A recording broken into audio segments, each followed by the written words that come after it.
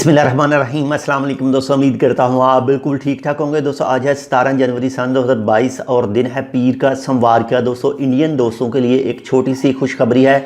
Minister of health of India की तरफ से कन्फर्म किया गया है कि जो भी ट्रैवलर, जो भी मुसाफिर जो हैं दुबई यानी UAE से इंडिया का सफ़र करके आएंगे महाराष्ट्र रियासत में, तो उनका जो पहले घर की करंतना वाला रूल था, जो 7 दिन करंतना मस्ट करनी थी, वो रूल ख़त्म कर दिया गया है।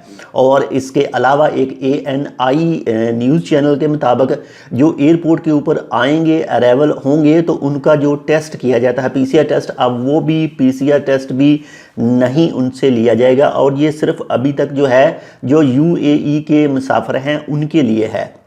बाकी जैसे ही कोई मज़ीद दूसरों के लिए तफसील आएगी तो इंशाल्लाह वो भी आपके साथ शेयर करेंगे। और ये जो रूल है वो लागू हो रहा है आज से, यानी 17 जनवरी 2022 और दिन पीर और सोमवार से।